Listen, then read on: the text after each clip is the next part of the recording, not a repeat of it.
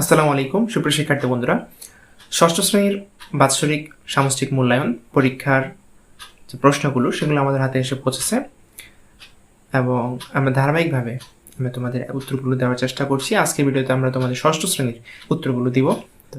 ষষ্ঠ শ্রেণীর শিক্ষার্থীরা তোমাদের 18 তারিখ যে ইংলিশ পরীক্ষা, সেই ইংলিশ পরীক্ষার যে পরীক্ষাটি হবে সেটির হচ্ছে সেকেন্ড পার্ট আজকে ভিডিওতে আমরা দেখবো। আমরা এর আগে টাস্ক হচ্ছে 3টা দেখেছি, 3তে ইলাস্ট্রেশন নিয়ে কাজ ছিল, সেটি দেখেছি। যারা সেই ভিডিওটি দেখুন তারা চাইলে ক্লাস 6 এর যে প্লেলিস্ট সেখানে গেলে পেয়ে যাবে।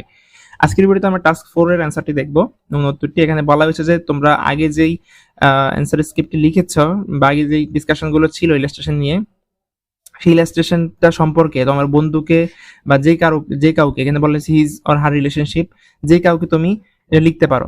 হ্যাঁ, যে কাউকে একটা চিঠি লিখতে পারো এবং চিঠিটা হবে কি, write a letter to the person he or she, যে মেয়ে বা ছেলে যে কেউ হতে পারে, decided earlier describing his or her liking and disliking about the visuals.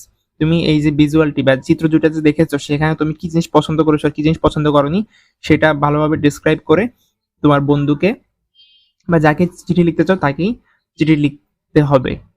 এ হচ্ছে কথা। এটা হচ্ছে আমাদের টাস্ক 4 এবং এটি তোমাদের দ্বিতীয় কর্মদিবসের শেষ কাজ। তার পরবর্তী তৃতীয় কর্মদিবস আসবে, যেটি ফাইনাল। তো আমরা অ্যান্সার শুরু করতে পারি। প্রথমে আমরা যেহেতু লেটার লিখতে হবে, ডেট লিখে নিব। যেহেতু আমাদের 18 নভেম্বর পরীক্ষা, 18 নভেম্বর, তো 18th নভেম্বর 2023 নভেম্বর, যেহেতু 11th মান্থ 11 দিয়েছি। তোমরা তোমাদের এলাকার ঠিকানাটা দিবে। এখানে আমরা ত্রিশাল ময়মনসিংহ দিয়েছি। ডিয়ার মাসুম, তোমরা তোমাদের বন্ধুদের নাম এখানে ইউজ করতে পারো। I hope this letter finds you well. আমি আশা করি এই চিঠিটি তোমার কাছে খুব ভালোভাবে পৌঁছেছে। I am writing to you today to share some of my thoughts. আমি তোমাকে এই চিঠিটি লিখছি যাতে আমি তোমাকে কিছু আমার বিভিন্ন চিন্তা ভাবনা তোমার সম্পর্কে তোমাকে জানাতে পারি।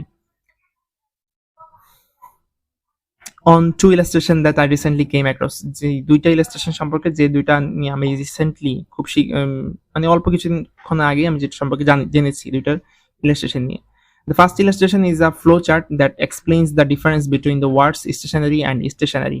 প্রথম যে ইলাস্ট্রেশনটা ছিল সেটা হচ্ছে স্টেশনারি এবং স্টেশনারি, একটা হচ্ছে ই দ্বারা আর একটা হচ্ছে এ দ্বারা, এই দুইটার পার্থক্য বোঝানো হয়েছে।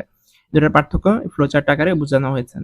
I found this illustration to be very helpful. আমি ইলাস্ট্রেশনটি খুবই মানে উপকারী হিসেবে পেয়েছি। As I have always struggle to remember which word is to use when. কারণ আমি জানতাম না যে কখন কোন ওয়ার্ডটা ব্যবহার করা হয়, এই কখন আর ই কখন। The flowchart clearly shows that stationary is an adjective that means not moving. Flowchart এটা খুব ক্লিয়ারলি দেখানো হয়েছে যে stationary ওয়ার্ডটা হচ্ছে একটা অ্যাডজেক্টিভ এবং যেটা মানে বোঝানো হয় যে এটা মুভ করে না, মানে চলাচল করতে পারে না।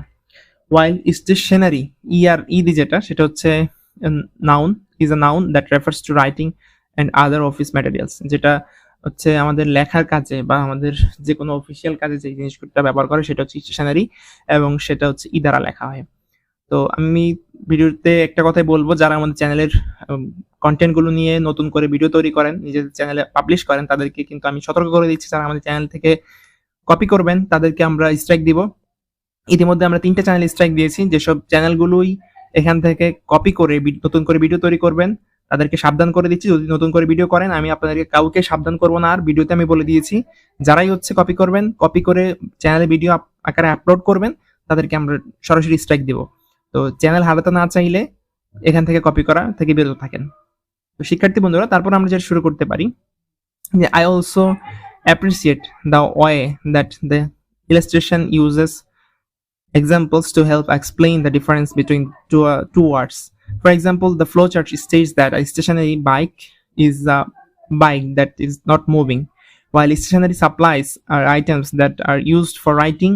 These examples made it very easy for me to understand the correct uses of each word. The only thing I dislike about this illustration is the fact that it asks the viewer to fill the blanks at the end. যে আমি এখানে অপছন্দ করেছি যেটা, যে কেন শেষে আমাদের fill in the blanks দেওয়া হয়েছে, সেটা আমি অপছন্দ করেছি।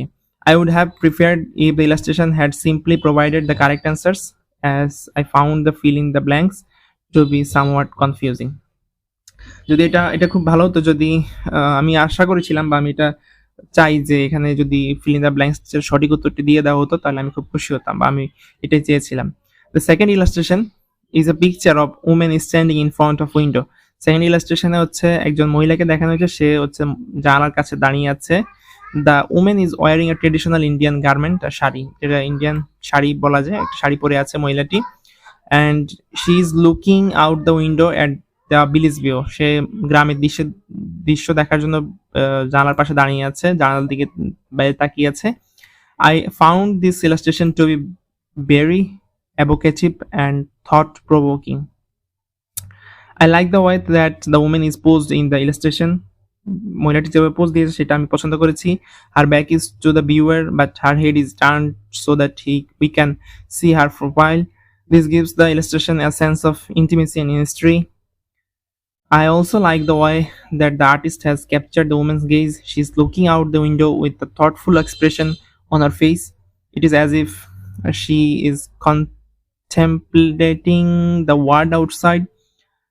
The only thing I dislike about this illustration is the fact that the woman's face is partially obscured by her hair. I would have liked to see more of her face so that I could better understand her expression. Overall, I think both of these illustrations are well done and convey a sense of mystery and contemplation.